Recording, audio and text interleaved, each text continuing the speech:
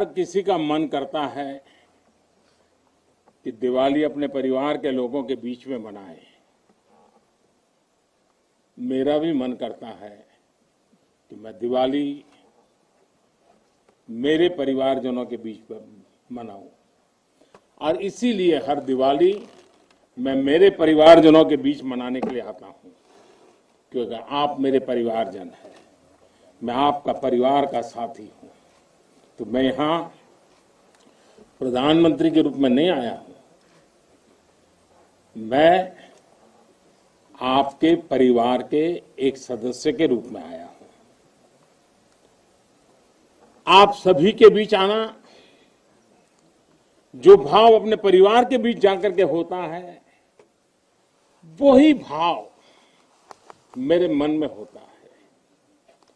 और जब से मैं इस संवैधानिक जिम्मेवारी को संभाल रहा हूं, आज उसको 20 साल से भी अधिक समय हो गया। बहुत लंबे अरसे तक मुझे देशवासियों ने इस प्रकार की सेवा का मौका दिया। पहले गुजरात वालों ने दिया, अब देशवासियों ने दिया। लेकिन मैंने हर दिवाली सीमा पर तैनात आप मेरे परिवारजनों के बीच बिताई है। आज मैं फिर आपके बीच आया हूं, आपसे एक नई ऊर्जा लेकर के जाऊंगा, नया उमंग लेकर के जाऊंगा, नया विश्वास लेकर के जाऊंगा। लेकिन मैं अकेला नहीं आया हूं, मैं मेरे साथ 130 करोड़ देशवासियों के आशीर्वाद आपको लेकर के आया हूं। ढेर सारा आशीर्वाद लेकर के आया हूं आपके लिए। आज शाम को दिवाली पर एक दिया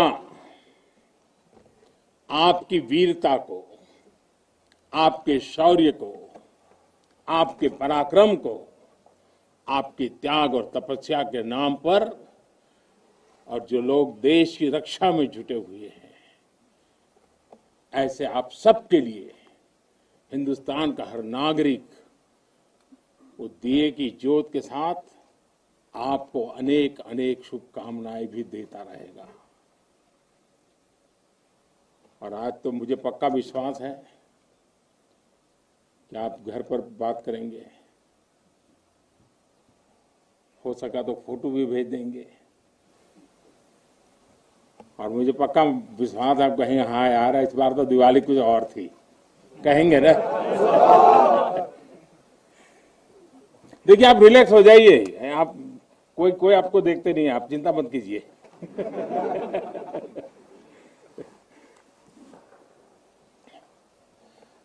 अच्छा आप ये भी बताएंगे ना कि मिठाई भी बहुत खाई थी? नहीं बताएंगे? तो बोलो ना। साथियों, आज मेरे सामने देश के जो वीर हैं, देश की जो वीर बेटियां हैं,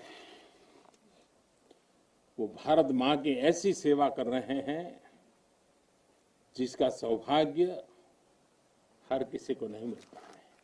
किसी किसी को ही मिलता है जो सौभाग्य आपको मिला है। मैं देख रहा हूं, मैं महसूस कर रहा हूं, आपके चेहरे के उन मजबूत भावों को मैं देख रहा हूं।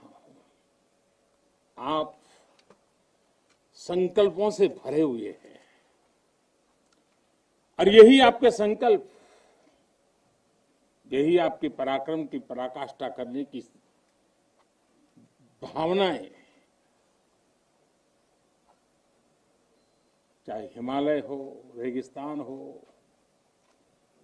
बर्फीली चोटियां हो, गहरे पानी हो, कहीं पर भी आप लोग मां भारती का एक जीता जागता सुरक्षा कवच है। आपके सीने में वो जज्बा है जो 130 करोड़ देशवासियों को भरोसा होता है, वो चैन की नींद सो सकते हैं। आपके सामर्थ्य से देश में शांति और सुरक्षा एक निश्चिंतता होती है। एक विश्वास होता है। आपके पराक्रम की वजह से हमारे पर्वों में प्रकाश फैलता है, खुशियां भर जाती हैं, हमारे पर्वों में चार चांद लग जाते हैं। अभी दीपावली के बाद गोवर्धन पूजा, फिर भैया दूज और छठ पर्व भी बिल्कुल गिनती के दिनों में सामने आ रहा है। आपके साथ ही मैं सभी देशवासियों को नौशेरा की इस वीर वसुंधरा से इन सभी पर्वों के लिए देशवासियों को भी बहुत बहुत शुभकामनाएं देता हूं। देश के अन्य हिस्सों में बड़ी संख्या में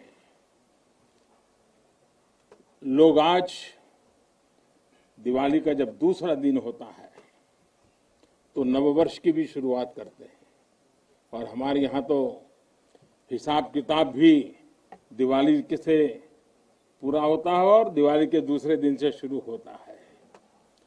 खास करके गुजरात में कल नया साल होता है। तो मैं आज नौशेरा की इस वीर भूमि से गुजरात के लोगों को भी और जहां जहां नववर्ष मनाते हैं उन सबको भी अनेक अनेक मंगल कामनाएं उनके लिए देता हूं। साथियों, जब मैं यहां नौशेरा की पवित्र भूमि पर उतरा, यहां की मिट्टी का स्पर्श किया, तो एक अलग ही भावना, एक अलग ही रोमांच से मेरा मन भर गया। यहां का इतिहास भारतीय सेना की वीरता का जयघोष करता है। हर चोटी से उस जयघोष सुनाई देता है। यहां का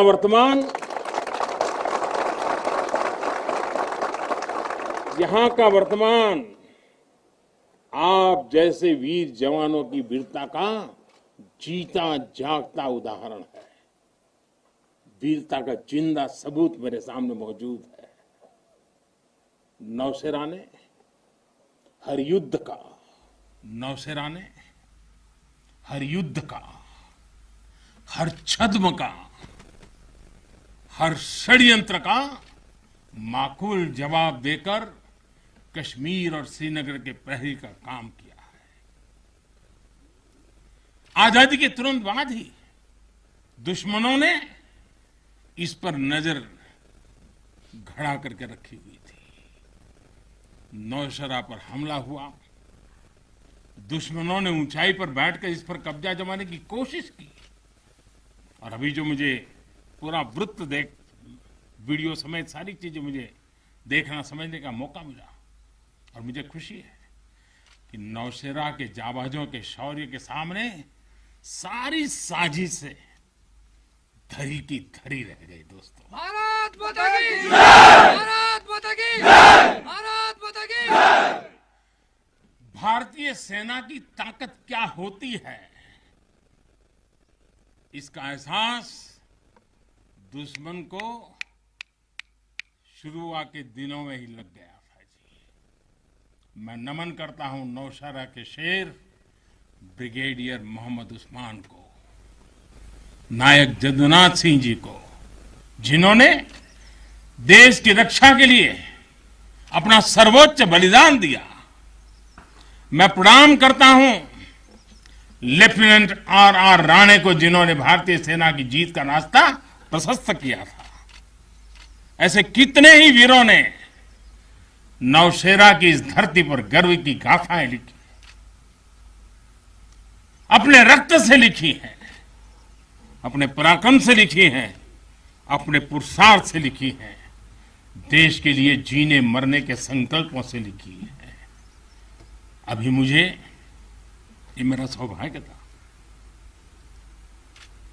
कि दिवाली के इस पवित्र त्योहार पर मुझे आज दो ऐसे महापुरुषों के आशीर्वाद प्राप्त करने का सौभाग्य मिला।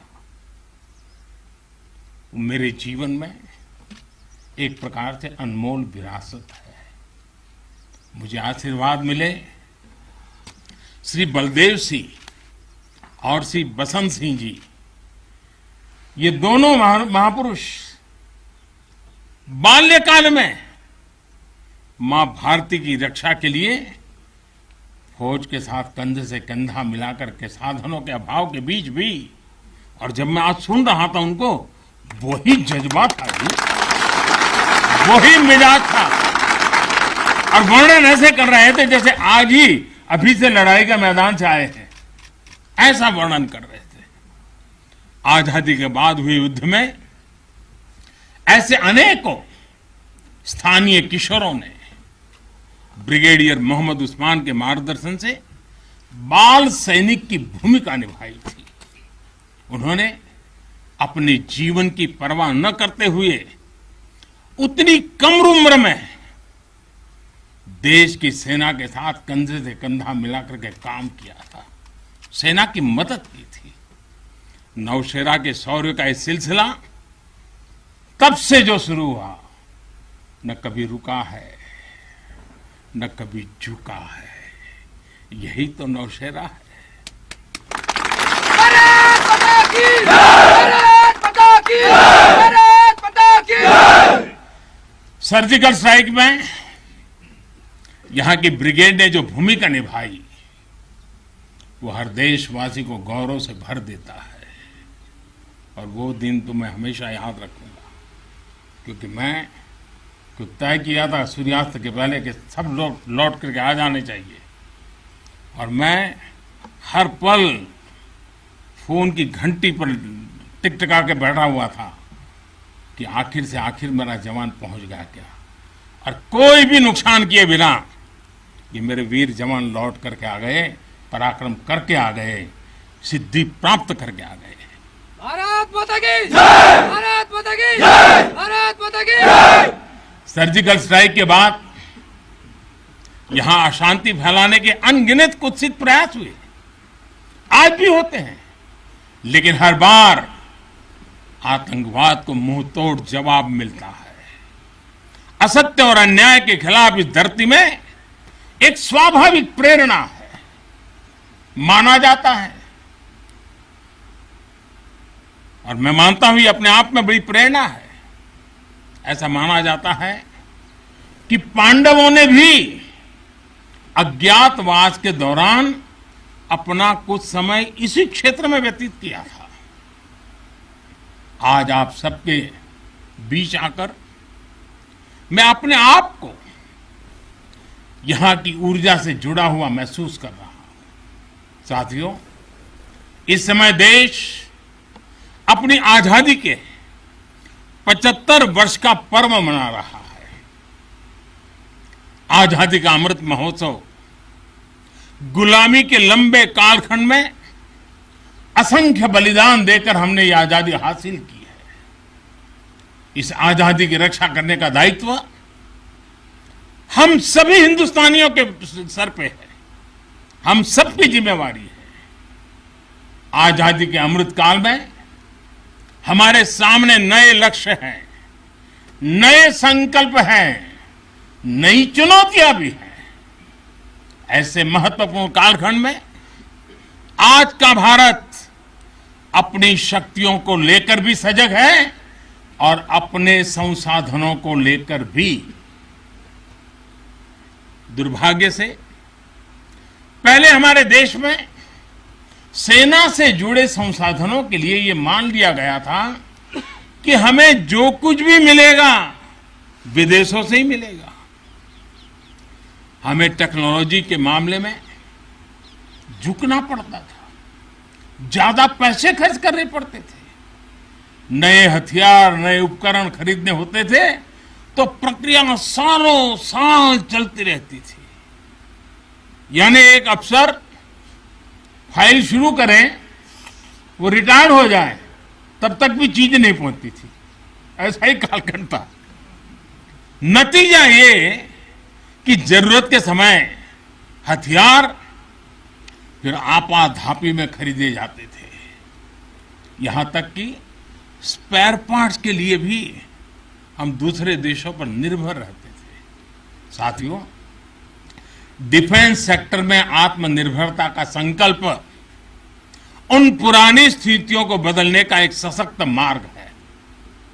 देश के रक्षा खर्च के लिए जो बजट होता है, अब उसका करीब 65% देश के भीतर ही खरीदी पर खर्च हो रहा है। हमारे देश ये सब कर सकता है, करके दिखाया है। एक अभूतपूर्व कदम उठाते हुए अब भारत ने यह भी तय किया है कि 200 से ज्यादा साजो सामान और उपकरण अब देश के भीतर ही खरीदे जाएंगे। आत्मनिर्भर भारत का यही तो संकल्प है। अगले कुछ महीनों में इसमें और सामान जुड़ने वाले हैं। देश को आत्मनिर्भर बनाने वाली ये पॉजिटिव लिस्ट और लंबी हो जाएगी। इससे देश का डिफेंस सेक्टर मजबूत होगा, नए नए हथियारों उपकरणों के निर्माण के लिए निवेश बढ़ेगा। साथियों, आज हमारे देश के भीतर अर्जुन टैंक बन रहे हैं, तेजस जैसे अत्याधुनिक लाइट कॉम्पैक्ट एयरक्राफ्ट बन रहे हैं। अभी विजयादशमी के दिन 7 नई डिफेंस कंपनियों को भी राष्ट्र को समर्पित किया गया है।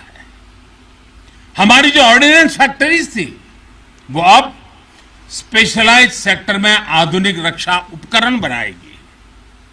आज हमारा प्राइवेट सेक्टर भी राष्ट्र रक्षा के संकल्प का सारथी बन रहा है। हमारे कई नए डिफेंस स्टार्टअप्स आज अपना परचम लहरा रहे हैं। हमारे नौजवान 20, 22, 25 साल के नौजवान क्या क्या चीजें लेकर के आ रहे हैं, गर्व होता है। साथियों, उत्तर प्रदेश और तमिलनाडु में बन रहे डिफेंस कॉरिडोर इस स्पीड को और तेज करने वाले हैं। ये सारे कदम जो आज हम उठा रहे हैं वो भारत के सामर्थ्य के साथ साथ डिफेंस एक्सपोर्टर के रूप में हमारी पहचान को भी सशक्त करने वाले हैं। साथियों, हमारे शास्त्रों में कहा गया है, को अति भारः समर्था नाम, यानी जो समर्थ होता है उसके लिए अति भार मायने नहीं रखता। वो सहज ही अपने संकल्पों को सिद्ध करता है। इसलिए आज हमें बदलती दुनिया, युद्ध के बदलते स्वरूप के अनुसार ही अपनी सैन्य शक्ति को भी बढ़ाना है, उसको नए ताकत के साथ ढालना भी है। हमें अपनी तैयारियों को दुनिया में हो रहे इस तेज परिवर्तन के अनुकूल ही ढालना ही होगा। हमें मालूम है किसी समय हाथी घोड़े पर लड़ाइयां होती थी। अब कोई सोच नहीं सकता हाथी घोड़े की लड़ाई, रूप बदल गया। पहले शायद युद्ध के रूप बदलने में दशकों लग जाते होंगे, शताब्दियां लग जाती होगी। आज तो सुबह एक तरीका होगा तो शाम को दूसरा तरीका होगा लड़ाई का। इतनी तेजी से टेक्नोलॉजी अपनी जगह बना रही है। आज की युद्ध कला सिर्फ ऑपरेशंस के तौर तरीकों तक ही सीमित नहीं है। आज अलग अलग पहलुओं में बेहतर तालमेल, टेक्नोलॉजी और हाइब्रिड टैक्टिक्स का उपयोग बहुत बड़ा फर्क डाल सकता है। संगठित नेतृत्व एक्शन में बेहतर समन्वय आज बहुत जरूरी है। इसलिए बीते समय से हर स्तर पर लगातार रिफॉर्म्स किए जा रहे हैं। चीफ ऑफ डिफेंस स्टाफ की नियुक्ति हो या डिपार्टमेंट ऑफ मिलिट्री अफेयर्स का गठन, ये हमारी सैन्य शक्ति को बदलते समय के साथ कदम ताल करने में अहम रोल निभा रहे हैं। साथियों, आधुनिक बॉर्डर इंफ्रास्ट्रक्चर भी हमारी सैन्य ताकत को और मजबूत करने वाला है। सीमावर्ती इलाकों की कनेक्टिविटी को लेकर पहले कैसे काम होता था, ये आज देश के लोग, आप सभी भली भांति जानते हैं। अब आज लद्दाख से लेकर के अरुणाचल प्रदेश तक, जैसलमेर से लेकर के अंडमान निकोबार द्वीप तक, हमारे बॉर्डर एरियाज में, हमारे समुद्री तट पर जहां सामान्य कनेक्टिविटी भी नहीं होती थी, आज वहां आधुनिक रोड, बड़े बड़े टनल्स, पूल और ऑप्टिकल फाइबर जैसे नेटवर्क बिछाए जा रहे हैं। इससे हमारी डिप्लॉयमेंट कैपेबिलिटी में तो भूतपूर्व सुधार हुआ ही है। सैनिकों को भी अब बहुत अधिक सुविधा हो रही है। साथियों, नारी शक्ति को नए और समर्थ भारत की शक्ति बनाने का गंभीर प्रयास बीते 7 सालों में हर सेक्टर में किया जा रहा है।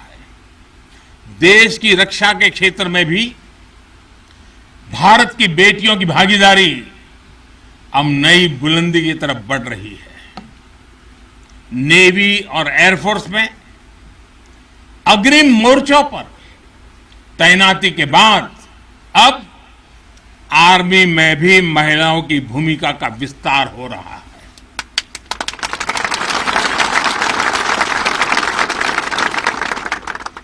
मिलिट्री पुलिस के द्वारा बेटियों के लिए खोलने के बाद अब महिला अफसरों को परमानेंट कमीशन देना इसी भागीदारी के विस्तार का ही हिस्सा है। अब बेटियों के लिए नेशनल डिफेंस एकेडमी, राष्ट्रीय मिलिट्री स्कूल और राष्ट्रीय इंडियन मिलिट्री कॉलेज जैसे देश के प्रीमियर मिलिट्री संस्थानों के दरवाजे खोले जा रहे हैं। इसी वर्ष 15 अगस्त को मैंने लाल किले से यह भी घोषणा की थी कि अब देश भर के सभी सैनिक स्कूलों में बेटियों को भी पढ़ाई का अवसर मिलेगा। इस पर भी तेजी से काम शुरू हो गया है। साथियों, मुझे आप जैसे देश के रक्षकों की वर्दी में केवल अथाह सामर्थ्य के ही दर्शन नहीं होते। मैं जब आपको देखता हूं तो मुझे दर्शन होते हैं अटल सेवा भाव के, अडिग संकल्प शक्ति के और अतुलनीय संवेदनशीलता के। इसलिए भारत की सेना दुनिया की किसी भी दूसरी सेना से अलग है। उसकी एक अलग पहचान है। आप विश्व की शीर्ष सेनाओं की तरफ एक प्रोफेशनल फोर्स तो है ही, लेकिन आपके मानवीय मूल्य, आपके भारतीय संस्कार आपको औरों से अलग एक असाधारण व्यक्तित्व के धनी बनाते हैं। आपके लिए सेना में आना एक नौकरी नहीं है। पहली तारीख को तनख्वाह आएगा इसके लिए नहीं आए हैं आप लोग। आपके लिए सेना में आना एक साधना है, साधना। जैसे कभी ऋषि मुनि साधना करते थे ना, मैं आपके हर एक के भीतर उस साधक का रूप देख रहा हूं। और आप मां भारती की साधना कर रहे हैं। आप जीवन को उस ऊंचाई पर ले जा रहे हैं कि जिसमें 130 करोड़ देशवासियों की जिंदगी जैसे आपके भीतर समाहित हो जाती है। ये साधना का मार्ग है। और हम तो भगवान राम में अपने सर्वोच्च आदर्श खोजने वाले लोग हैं। लंका विजय करने के बाद भगवान राम जब अयोध्या लौटे थे तो यही उद्घोष करके लौटे थे, अपि स्वर्णमयी लंका न मे लक्ष्मण रोचते, जननी जन्मभूमिश्च स्वर्गादपि गरीयसी। यानी सोने और समृद्धि से भरपूर लंका को हमने जीता जरूर है, लेकिन हमारी ये लड़ाई हमारे सिद्धांत और मानवता की रक्षा के लिए थी।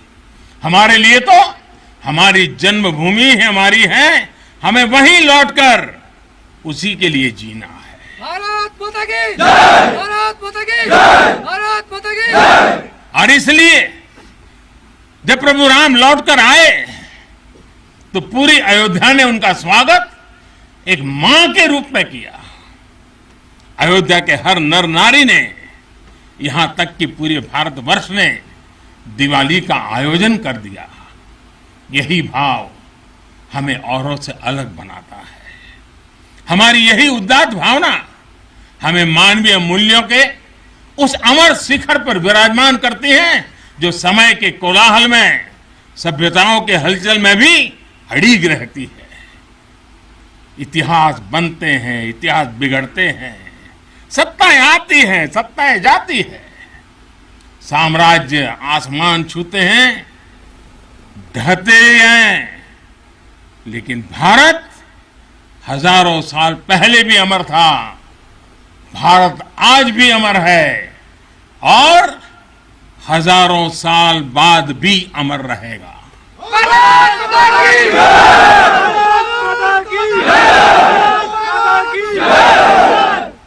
हम राष्ट्र को शासन, सत्ता और साम्राज्य के रूप में नहीं देखते। हमारे लिए तो ये साक्षात जीवंत आत्मा है।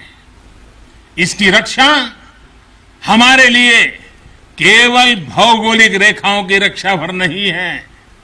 हमारे लिए राष्ट्र रक्षा का अर्थ है इस राष्ट्रीय जीवंतता की रक्षा, राष्ट्रीय एकता की रक्षा और राष्ट्रीय अखंडता की रक्षा।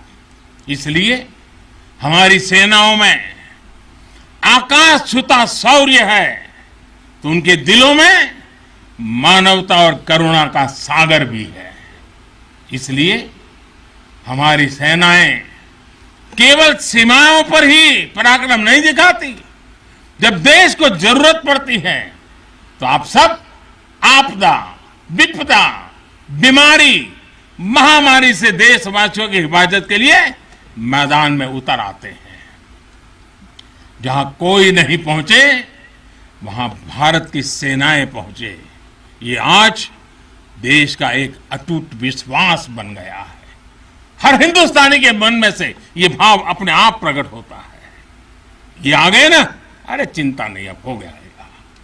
ये छोटी चीज नहीं, आप देश की अखंडता और सार्वभौमिकता के प्रहरी हैं।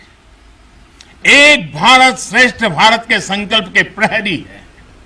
मुझे पूरा भरोसा है कि आपके शौर्य की प्रेरणा से हम अपने भारत को शीर्ष ऊंचाइयों तक लेकर जाएंगे। साथियों, दीपावली की आपको भी शुभकामना है, आपके परिवारजनों को शुभकामना है और आप जैसे वीर बेटे बेटियों को जन्म देने वाली उन माताओं को भी मेरे प्रणाम है। भारत माता की जय! भारत माता की जय! भारत माता की जय! मैं फिर एक बार आप सबको दीपावली की अनेक अनेक शुभकामनाएं देता हूं। मेरे साथ पूरी ताकत से बोलिए, भारत माता की जय! भारत माता की जय! भारत। धन्यवाद।